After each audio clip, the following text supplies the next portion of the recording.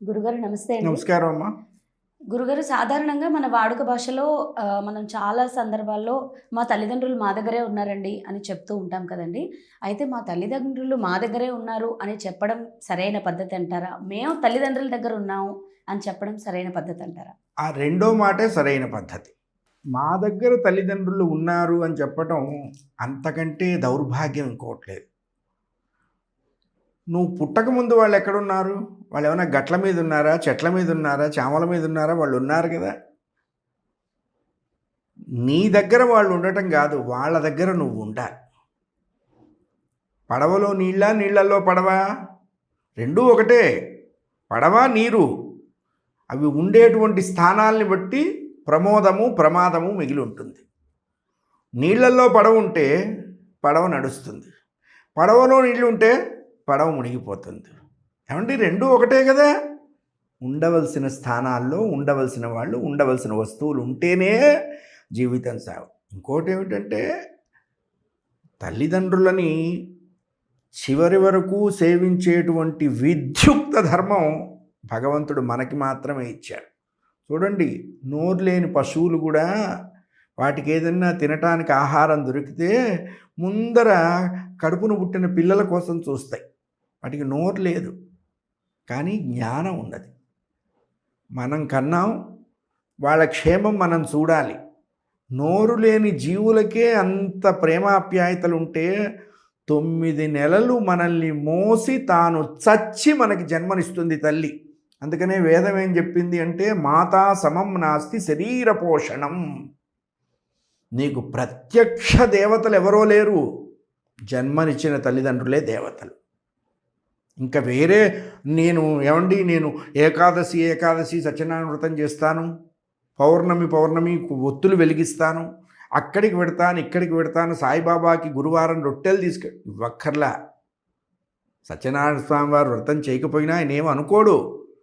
జన్మనిచ్చిన తల్లిదండ్రుల్ని నువ్వు శ్రద్ధగా సేవించకపోతేనే ఆయన ఫీల్ అవుతాడు. వీడేమిట్రా, నా ఇండస్ట్రీలో ఇట్లాంటి ప్రోడక్ట్ ఎలా వచ్చింది. భగవంతుని సేవించండి, తీర్థయాత్రలు చెయ్యండి, నదీ స్నానాలు చెయ్యండి. వీటన్నిటికంటే ముందు నీకు ప్రత్యక్ష దేవతలు ఇంట్లో ఉన్నారు. గుళ్ళో 4 చేతులతో ఉన్నారు, ఇంట్లో 2 రూపాలతో ఉన్నారు, అంతే తేడా. తల్లిదండ్రులకి మనం గుళ్ళు కట్టించొద్దు, కట్టించిన గుళ్ళ ముందు వాళ్ళని కూర్చోబెట్టకూడదు. ఇంకా అంతకంటే దరిద్రం ఏం లేదు. వాళ్ళని సేవిస్తే మనకి భారతంలోనే ఉంది. ధర్మవ్యాధుడు, రామాయణంలో శ్రవణ కుమారుడు. దశరథుడు బాణం వేస్తే పిల్లాడు చచ్చిపోతూ ఉంటే దశరథుడు వెళ్ళి చేతులు పట్టుకొని ఏడిస్తే పిల్లవాడు నవ్వి ఒక మాట అన్నాడు, పిచ్చివాడా, ఇక్కడికి రావటం నా తప్పు కాదురా, నన్ను కొట్టటము నీ తప్పు కాదు, నా ప్రాణం ఇప్పుడు ఇక్కడ పోయేట్టుగా ఉంది కాబట్టి పోయింది, ప్రాణం పోతున్నందుకు నేను ఏడవట్లేదు అన్నాడు ఆ పిల్లాడు, 11 ఏళ్లవాడు. మరి ఎందుకు ఏడుస్తున్నావయ్యా అని దశరథుడు ఏడ్చాట. మా అమ్మ నాన్నని ఇక సేవించలేకపోతున్నానన్న దుఃఖం తప్ప ప్రాణం పోతున్న దుఃఖం నాకు లేదు. ఇది సనాతన ధర్మం. తల్లిదండ్రుల మీద దయలేని పుత్రుండు పుట్టనేమి. ఎందుకండి? మిగతావన్నీ సెకండరీ, మిగతావన్నీ నథింగ్. నువ్వు చేయకపోయినా పరమాత్మ సంతోషిస్తాడు. ధర్మవ్యాధుడు ముస్సలి వాళ్ళ ధర్మవ్యాధుడు అనేటువంటి మహానుభావుడు మాంసం అమ్ముకునేవాడు. ఆ వృత్తిని దైవంగా భావించి మాంసం అమ్ముకొని ఇంటికొచ్చి ఆ వేషాన్ని మార్చి ముసలి వాళ్ళైన తన తల్లిదండ్రులను సేవించి వాళ్ళకు కావలసినవన్నీ చూసి, ఏమిటి వృత్తి వేరు ప్రవృత్తి వేరు. అంటే మనం అన్నిటినీ వృత్తి మీద డిపెండ్ అయ్యి చెప్పకూడదు. ప్రవృత్తి ధర్మం ఉంది. ప్రవృత్తి ధర్మం అంటే దీని ఇంటర్నల్ కాంటెక్స్ట్. ఎక్స్టర్నల్ వేరు, ఇంటర్నల్ వేరు. తల్లిదండ్రులని సేవించడం కోసమే మనం భగవంతుడిని, మార్కండేయుడు అది అడిగాడు. యమధర్మరాజు వచ్చి నీ ఆయుర్దాయం అయిపోయింది, నువ్వు లేచిరా అన్నాడు. ఇప్పటి వరకు నేను మా తల్లిదండ్రులకి ఏ సేవ చేయలేదయ్యా, వాళ్ళని సేవించడం కోసం నేను లాంగ్ లైఫ్ అడుగుతున్నాను ఆయన్ని. అది ఆయనకి నాకు మధ్య ఉన్న అప్లికేషన్, నువ్వు అనవసరంగా ఇన్వాల్వ్ అయ్యి సంతకాలు పెట్టవాక. మానవ జీవితానికి ధర్మం ఏమిటి? తల్లిదండ్రులు రాముడు వారే దుఃఖపడ్డారు. రాముల వారే దుఃఖపడ్డారు. దశరథుడు మరణిస్తే చూడండి, 4 కొడుకులు దశరథుడికి, చనిపోయే నాటికి ఒక్క కొడుకు దగ్గర లేడు. ఇప్పుడు కలికాలంలో ఎంతమంది దశరథులు ఉన్నారు మనకి లోకంలో? 3 రోజులు 4 రోజులు ఫ్రీజర్ బాక్సుల్లో పెట్టి వాడు ఎప్పుడో వచ్చి అప్పటికి ఇది అవ్వాల్సినటువంటి డికంపోజ్ అంతా అయిపోతూ రాముడు ఏడ్చాడు, నాన్న ఇంత జన్మనిచ్చినటువంటి నాకు నువ్వు వెళ్ళిపోయినప్పుడు సద్య సంస్కారం చేసేటువంటి యోగాన్ని నేను పొందలేకపోయినాను.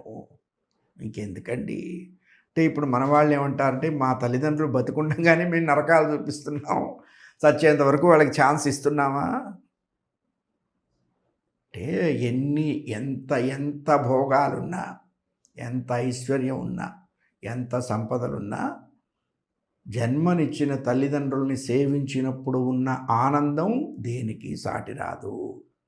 నువ్వు ఎక్కడో పెట్టావు, కేర్ టేకర్లను పెట్టావు, ప్రతి ఇంట్లో ఫోన్ పెట్టావు, సెల్ ఫోన్ పెట్టావు, కెమెరాలు పెట్టావు, అన్నిచ్చం నువ్వు వాళ్ళని చూస్తున్నావు, ఏం లాభం?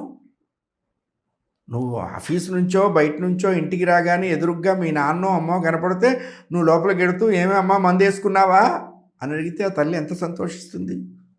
వెంటనే పెళ్ళాను, ఏమే మా అమ్మకి మందు ఇచ్చావా అంటే ఇచ్చానండి అని ఆవిడ చెప్తుంది. ఎంత ఆనందంగా ఉంటుంది ఆ పిక్చర్ మీరు చూడండి. మీరు లోపలికి వచ్చేసి గబక్కున కూర్చొని, కోడలైనా అంతే, కోడలైనా అనొచ్చు, తప్పేం లేదు, కొడుకే అనక్కర్లా, కోడలైనా అత్తయ్య మందేసుకున్నారా, అత్తయ్య కాఫీ తాగావా, ఇంకా సంతోషిస్తుంది. ఎందుకంటే తన కడుపున పుట్టిన బిడ్డ కాకపోయినా తన ఇంటి బిడ్డై, అందుకనే ఇల్లు ఎప్పుడు బాగుపడుతుంది అన్నారు, ఆ ఇంట్లో ఉన్న ఇల్లాలు బాగుంటే ఇల్లు బాగుపడుతుంది. మనది హెల్దీ ఎన్విరాన్మెంటు. ఈ హెల్దీ ఎన్విరాన్మెంట్ ఎక్కడి నుంచో రాదు, ఇళ్లల్లోంచే రావాలి. ఆ ఇళ్లల్లో ఉన్నావిడ బాగుండాలి. ఆ ఇంట్లో ఉన్నావిడ చెప్తారే, ఈ హ్యుమానిటేరియన్ గ్రౌండ్స్ కోర్సుకి వెళ్ళకూడదు, ఇంట్లో నేర్చుకోవాలి. అత్తగారు తను తల్లిని విడిచి వచ్చింది ఇక్కడికి, అత్తగారి రూపంలో. పోనీ వాళ్ళు కోపంగా ఉంటారో ఏదో ఉంటారు, వాళ్ళు ఉన్నారని మనం ఎందుకు ఉండాలి అలా? నేను అనేది అది. మనం మనలాగానే ఉందాం. మార్పు, మనం పరిణామ సిద్ధాంతం ఉన్న ప్రకృతిలో బతుకుతున్నాం. ఇవాళ ఉన్నది రేపు ఉండదు, రేపు ఉన్నది ఎల్లుండదు, మారుతుంది. మార్పు తప్పకుండా వస్తుంది. ఎందుకంటే వీళ్ళ మనస్సులలో ఒక రకమైనటువంటి ఒకళ్ళని స్వీకరించేటువంటి రిసెప్షన్ తగ్గిపోయింది, రిసీవింగ్ తగ్గిపోయింది. మగవాళ్ళకి ఆడవాళ్ళు అదేదో పెద్ద ఎట్లా బర్డెన్ అవుతుంది.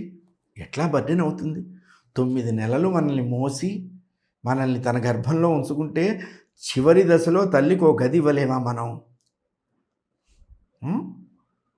నీ ఉన్నతి కోసం భుజం మీద ఉన్న చొక్కా చినిగితే చినుకు కనపడకుండా తండ్రి తుండుగుడ్డ వేసుకొని తిరుగుతుంటాడు. మనం ఏమనుకుంటాం, ఈయన ఏదో పెద్ద ఫోజు పెట్టాడు, పెద్ద తుండుగుడ్డ వేసుకున్నాడు, పెద్ద తోపు తురుపు కాదు. ఆ తుండుగుడ్డ తీస్తే ఆ చొక్కాకున్నటువంటి చినుకు కనపడితే నువ్వు బాధపడతావు. నువ్వు బాధపడకుండా ఉండేందుకు వాడు తుండుగుడ్డ మీద వేసుకున్నాడు. అందుకే ఏది నువ్వు ఏమన్నా చెయ్యమ్మా, ఎన్నన్నా చెయ్యి. కాశీలో అన్నసత్రం కట్టించాను, రామేశ్వరంలో నీళ్ల ట్యాంకు పెట్టించాను, వేములవాడలో ఇంకోటి పెట్టించాను, యాదగిరిగుట్టలో ఇదేసాను, దాన్ని ఏమంటారు నడిచేది, అవి ఇచ్చాం. వేయచ్చు.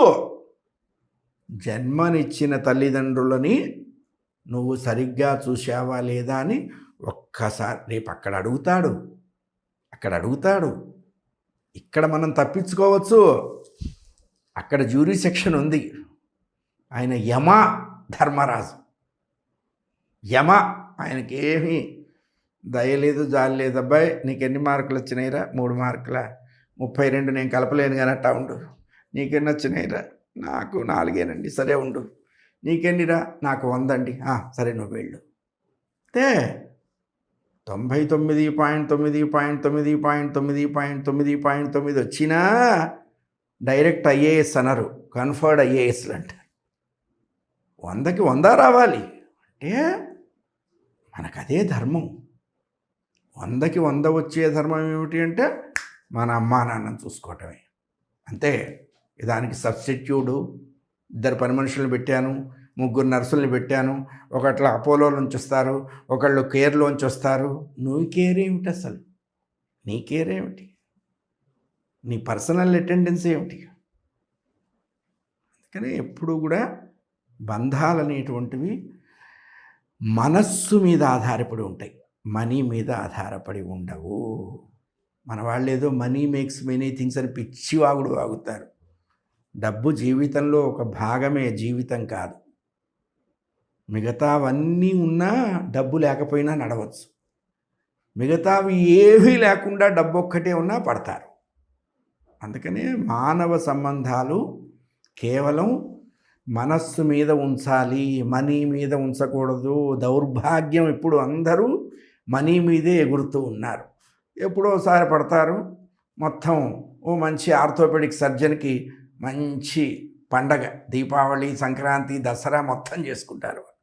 ఎప్పుడు కూడా అంత ఎగరకూడదు. అంత ఎగిరితే పతనం తప్పదు. మానవుడు మానవుడిలాగా జీవించట్లా, చేపలాగా ఈత్తా అన్నాడు, పక్షిలాగా ఎగురుతా అన్నాడు. అరే మానవుడిలా జీవించరా? ఆ ఒక్కటి అడక్కు.